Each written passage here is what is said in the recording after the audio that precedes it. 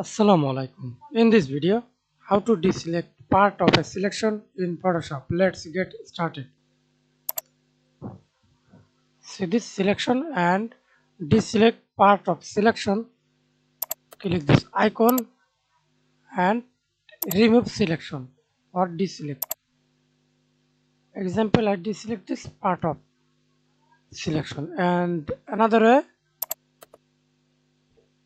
minus or hold Alt then deselect, or click this icon, deselect it. That's it. Thanks for watching video. Please subscribe to my channel, like, comment, share.